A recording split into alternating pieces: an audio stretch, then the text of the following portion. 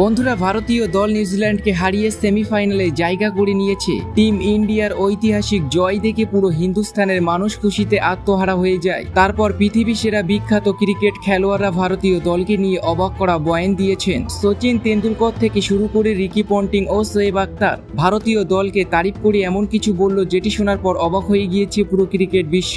বিশ্বসেরা king খেলোয়াড়রা ভারতীয় দলকে নিয়ে কি বলেছেন দেখাবো তাদের সেই অবাক করা বয়ানের সম্পূর্ণ ভিডিও। তবে তার আগে আপনাদের কি মনে হয় ভারতীয় দল কি পারবে চ্যাম্পিয়ন হতে? নিচে কমেন্ট করে আমাদের জানাতে ভুলবেন না।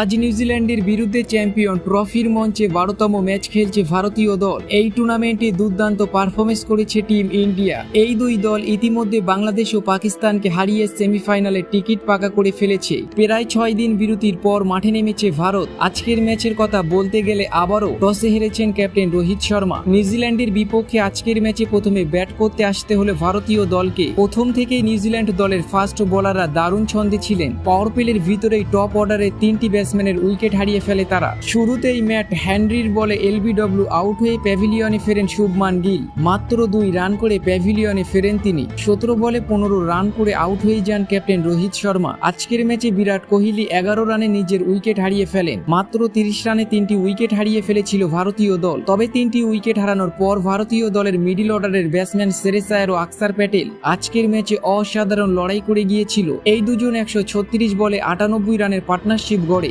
দলের খারাপ সময়ে 61 বলে 42 রানের দুর্দান্ত ইনিংস খেলেন আকসার প্যাটেল। এছাড়া দলের হয়ে 29 বলে 23 রান করেন KL রাহুল। শেষের দিকে 45 বলে 4টি 4 ও 2টি ছক্কার বিনিময়ে 45 রান করেন হার্দিক পান্ডিয়া। যদিও আজকের ম্যাচে ভারতের হয়ে অসাধারণ ব্যাটিং করেছেন শ্রেয়স আয়ার। 98 বলে 4টি 4 ও 2টি ছক্কার বিনিময়ে 79 রানের অসাধারণ ইনিংস খেলে যান তিনি। নির্ধারিত 50 ওভারে 249 রান করেছে টিম ইন্ডিয়া। এই রান তাড়া করতে নেমে নিউজিল্যান্ডের শুরুটা একদম ভালো হয়নি। 22 রানে উইলি ইয়াং এর উইকেট হারিয়ে ফেলে তারা। তারপর আর এক ওপেনার রাচিন রবীন্দ্র 6 রান করে আউট হয়ে যায়। 104 রানে 3টি উইকেট হারিয়ে ফেলে নিউজিল্যান্ড। সেখান থেকে দলের হয়ে লড়াই করে গিয়েছিল উইলিয়ামসন ও টম ল্যাথাম। আজকের ম্যাচে কেন উইলিয়ামসন 82 রানের অসাধারণ ইনিংস খেলেছিল, কিন্তু তারপরেও তার দলকে জেতাতে পারল না। এই রোমাঞ্চকর ম্যাচটি ভারতীয় দল 44 রানে জয় করে নেয়। ভারতীয় দলের এই ঐতিহাসিক জয় দেখে সর্বপ্রথম সচিন তেন্ডুলকর তিনি তার বয়ানে বলেছেন, আমি আমার মন থেকে ভারতীয় দলকে অনেক অনেক অভিনন্দন জানাই এই ম্যাচ জেতার জন্য।